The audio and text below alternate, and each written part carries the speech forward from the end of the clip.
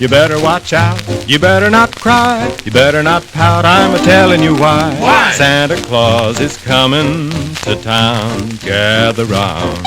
He's making a list and checking it twice, he's gonna find out who's naughty and nice. Santa Claus is coming, you mean the big fat man with the long white beard.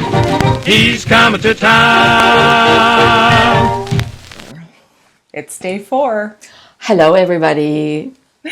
I have Lan with me, and we are going to tell you about the specials today.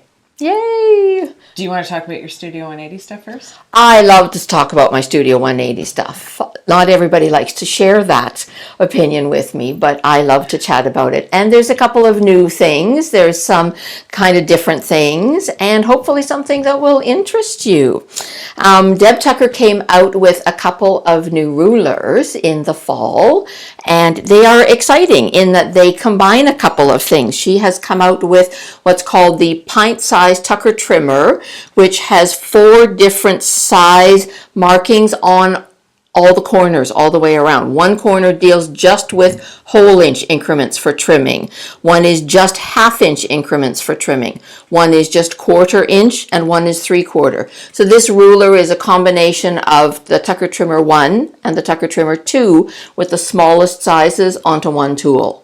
It's really cool. If you like to work in smaller sizes, this is a really good one to go to. I think these ones are genius, especially if you do like to work in smaller sizes and you haven't dived into the Studio 180 stuff. You can kind of get a taste of it with one ruler Instead of 2. Yeah. Yes. So she came up with the same idea for her wing clipper, classic for trimming a flying goose component, which we see in so many blocks. It's all over the place in all different kinds of presentations, but sometimes you don't always need the biggest ones, but you want some unusual sizes. So her pint size combines sizes from the wing clipper 1 and the wing clipper 2 in the 4 smallest trimming sizes for each of those rulers.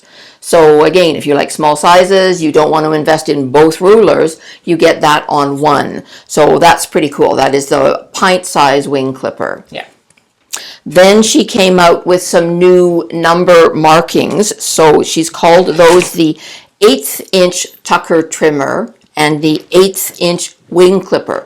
So these actually have 1/8 inch increments. Say that 5 times fast. That's a real tongue twister.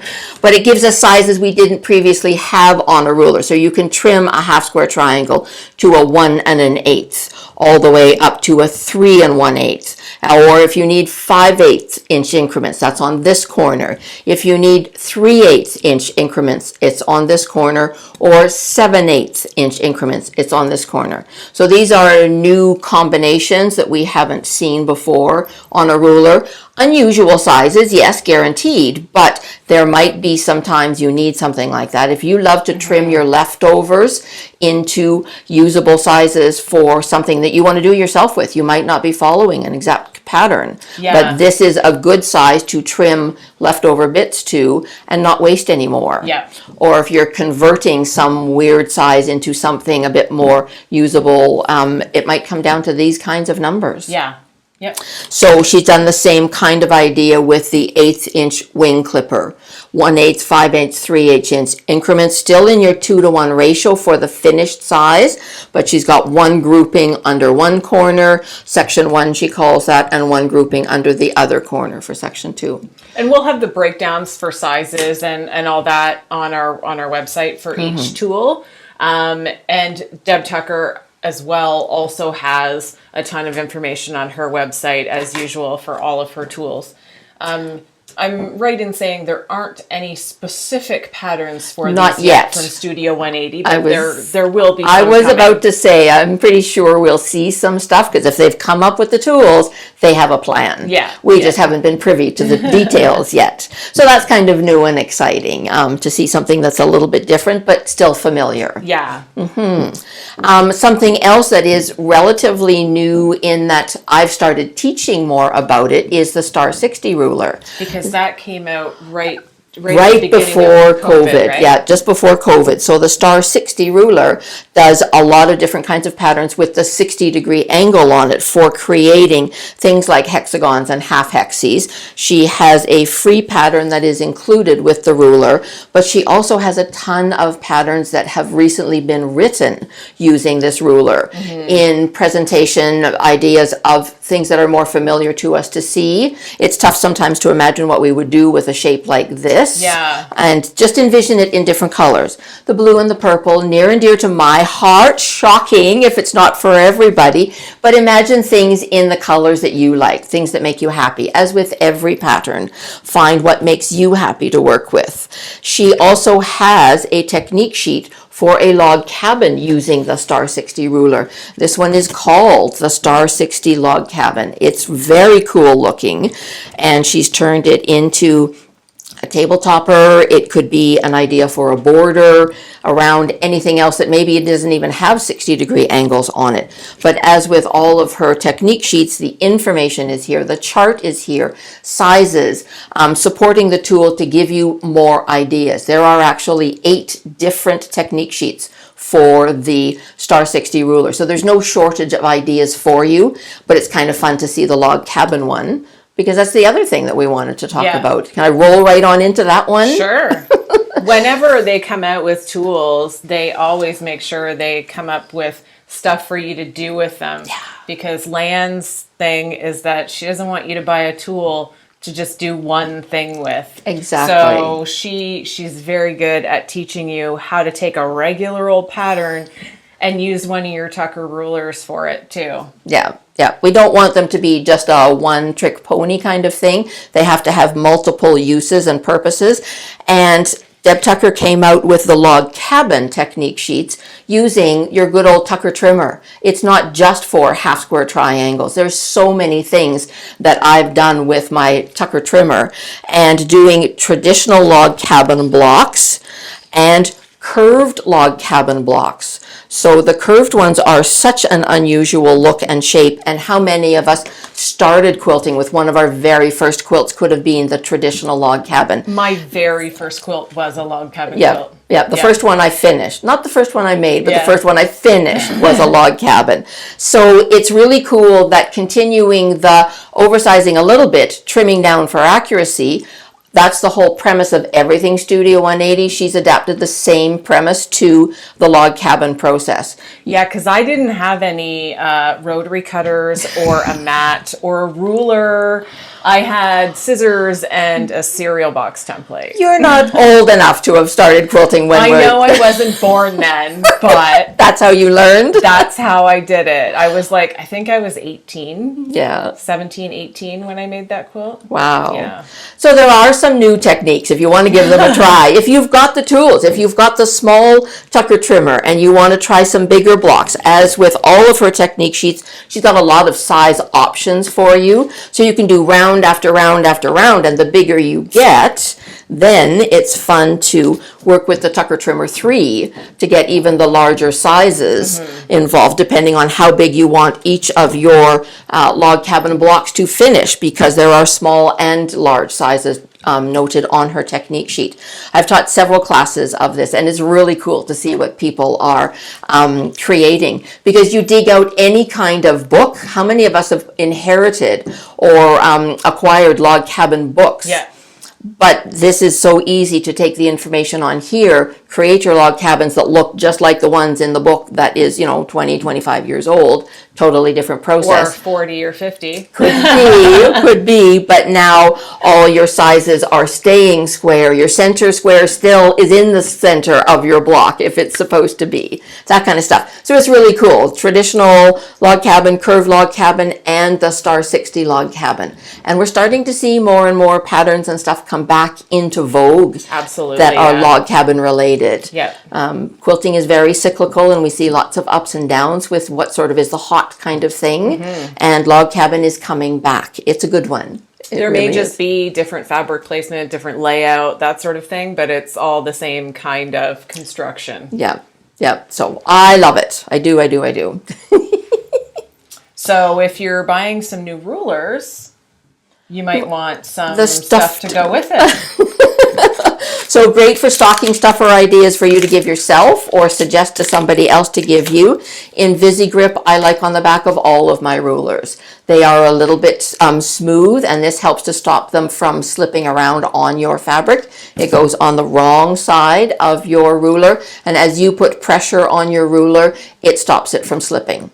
And then you don't end up with a miscut. You get a long 36-inch piece on here. It will cover the back of a lot of rulers. Yeah. It's on the back of every one of my Studio 180 rulers. And it's not a permanent adhesive either. No. It's a cling. Yep. So you can take it off and you can put it on another ruler if it happens to be the same size kind of thing. Take it off to clean your ruler. Yep. It's not permanent. It's not going to be like all gummy or pull off the lines on your ruler or anything like that.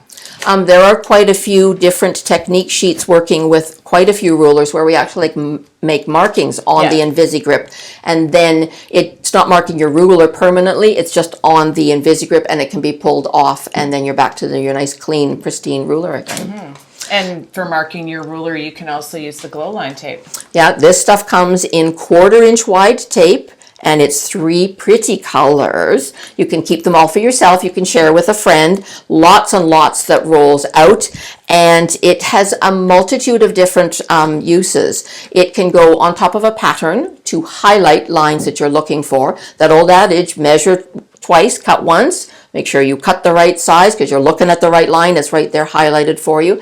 It sticks really nicely on the top of technique sheets as well as paper patterns. I even put it on the back of some of my rulers to highlight a line. It shows up really nicely, highlights the line that I want to cut on. If you're making a lot of cuts, repetitive, Yep. and you don't want to have to think about it, Yep. you just put it right on that line and just keep cutting. You get the right line in your position all the time for Then you. when you're done, you take it off. That's right. Yeah. Yep. There's lots of it, and great for a little thing, again, to pop into your stocking.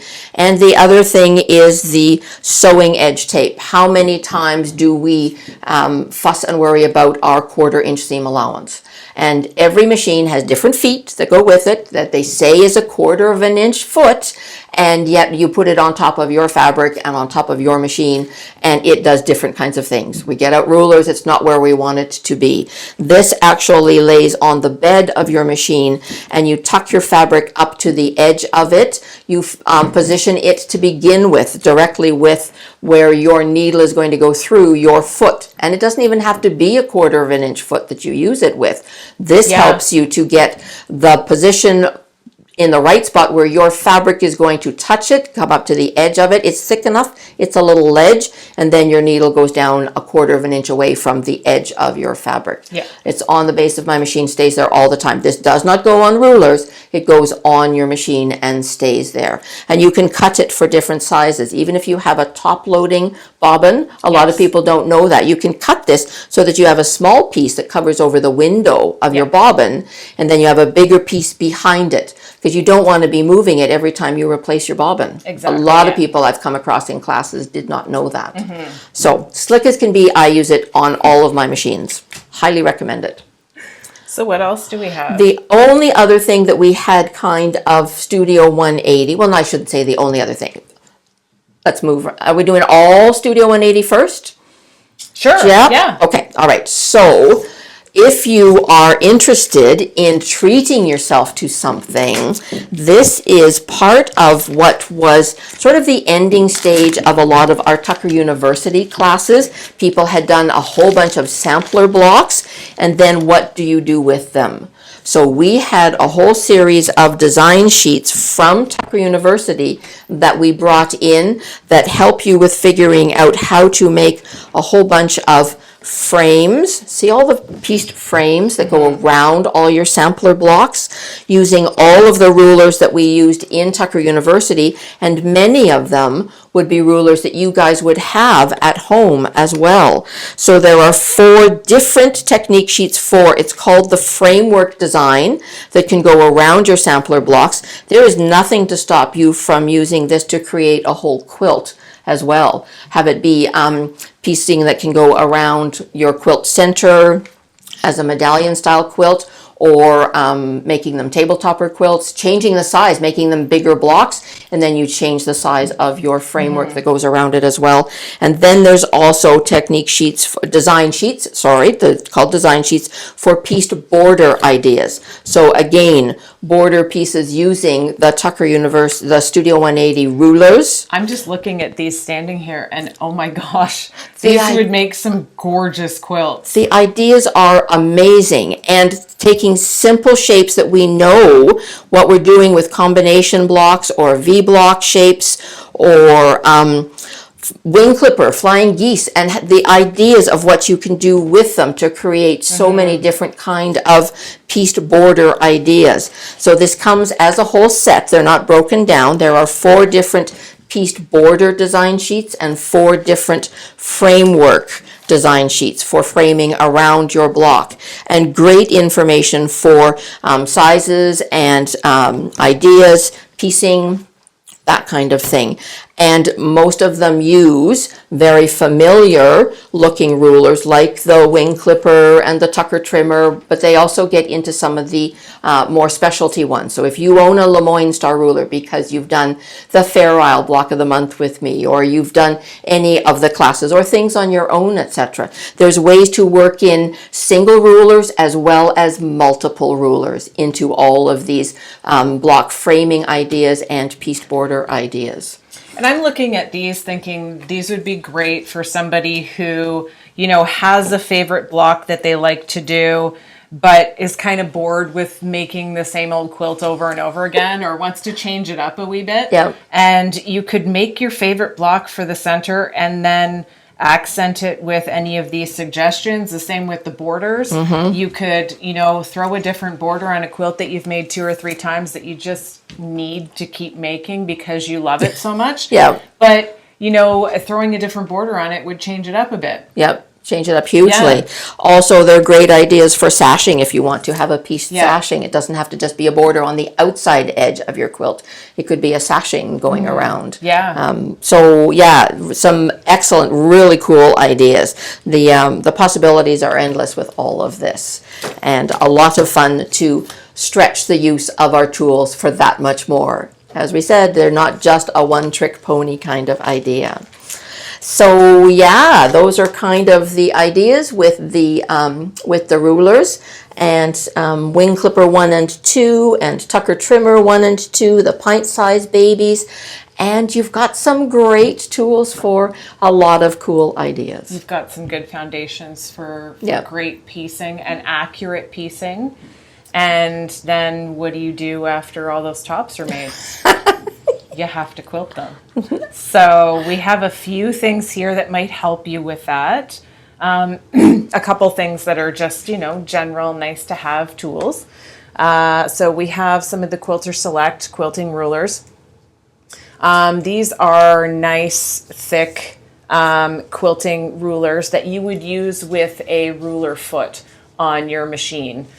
Don't use these with just a regular quilting foot. You will end up having, you know, something broken. We've got a few different styles here. I usually recommend, if you haven't quilted with rulers before, that you start off with a straight, simple one. If you don't quite get the hang of it, you're always going to use this one for ditching your quilts and stuff like that. You can go in multiple directions without having to twist and turn that quilt under the foot like you would with your walking foot, because you can go in any direction. If you want to do dot-to-dot quilting, that's Yeah. a lot of straight lines sometimes, and Yeah. echoing around, which is always a good one for people who are not ready to take a lot of fancy steps and Yeah. free motion, a lot of fancy shapes. Echoing around is really good, and that's a perfect size to be able to echo around a lot of things. Absolutely. And then we have the different size clamshells. We've got a couple of the larger ones, which always have 2 different sizes on them. And then some of the ones that have multiple in a row to make it a little bit easier to line up. You can also use these larger curves for like continuous curve and stuff like that if you're doing half square triangles or just squares, whatever. If you want to quilt orange peel shapes, Yep. yeah. Yep. You end up figuring out if you pretty good uses for them outside of just plain old clamshells. And those are Quilters Select rulers, aren't they? Absolutely. So what's on the back? So you don't need any Invisigrip for those. If you have any of the Quilter Select regular rotary cutting rulers, they have the same nice no-slip grip on the back. And I will tell you, there's That's a ton of amazing. rulers out there that say they're no-slip, but these really are no-slip. They do not slip. So they are absolutely perfect for when you're doing machine quilting because there's no slip of your quilt underneath it. They really stay in place. So if you've been thinking about trying quilting with rulers, grab yourself a ruler foot and then grab yourself a couple of basic rulers. Try it out. I think you'll probably like it after you get past the hate part of it. It's like everything. It takes some practice. It takes a bit of getting Absolutely. used to, but when you've got really good tools to help you, then you're a leg up to start with. Yep. So for the grip part of it, I graduated from gloves a long time ago. When I found the grip and stitch, we were super sad for a while because they kind of disappeared, and it turns out that Gypsy Quilter ended up taking them over and bringing them back out. So thankfully they are back now. And I wondered why we didn't see them. I love them. Yeah, they disappeared, They and I sure was did. so sad because I love these. You can see a review I did on them a few years ago on our YouTube channel. I'm sure Kim will probably link to it in the email. And just see what I thought about them then. I love them even more now. I don't do a ton of quilting on my domestic machine, but when I do, I have these. Those are your go-to for that. Yeah. I haven't had the chance to try these out yet, but these are the Quilters Select. They're called AccuGrip, and these are actually sort of like gloves. So you take these off and you... It's nice that they give you two. Yes. There's one for your left and one for your right. And you pop them on like that. And it gives you a nice grippy surface on the palm of your hand, both hands, without obstructing your fingers and, taking gloves on and off. You've always got your fingers accessible to rethread your needle when the thread breaks and all that kind of stuff. Yeah. So you just put your hand on your quilt and you move it around, and that helps with the grip because, when your hands are nice and soft, it doesn't grip the quilt very well. No, it doesn't. And next thing you know, you're wrestling it around, and you could have been putting in half as much work if you just put something else on your hands. It's nice that there's something new and different as well. Find the Yeah. one that really works for you. There's a lot of options available. Absolutely. So it's fun to try something new because maybe you haven't had a lot of luck with what there was available before. Yep. This might be the ticket. Yeah. Because the same thing doesn't work for everybody, right? Exactly. We're all different, and Yep. we all need different things and learn different ways. Perfect. Still along the quilting vein, we have the grid gliders. We are going to have these in two sizes. I only have the one size with us right now. This one is 12 by 20, and I believe this is the larger one. If you have your bed, your machine recessed in your table, and you have a large bed, this is probably the one for you. You want to have the largest no-slip surface that you can get.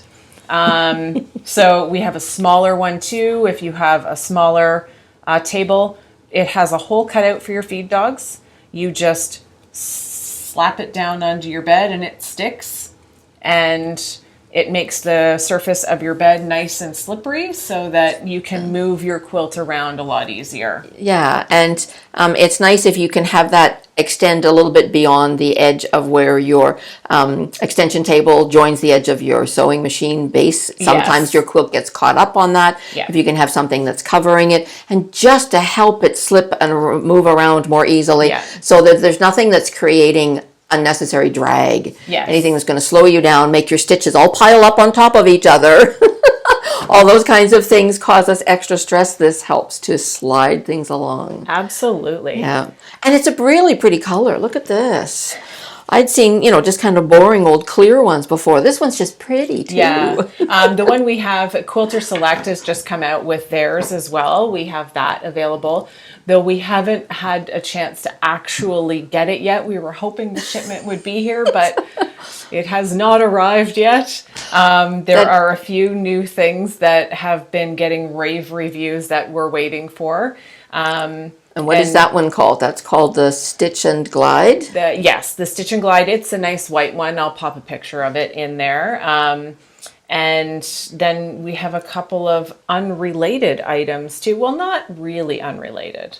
Still fun. Yeah. Part of the quilting process. So nice little portable light. This looks really cool. It is LED, battery powered. It also comes with a USB cable. It's not rechargeable, but you can plug it in while you're using it. It has 3 different, I won't point it right at the camera, 3 different levels of light that help light up your surface if you sit in a dark room while you're doing your binding.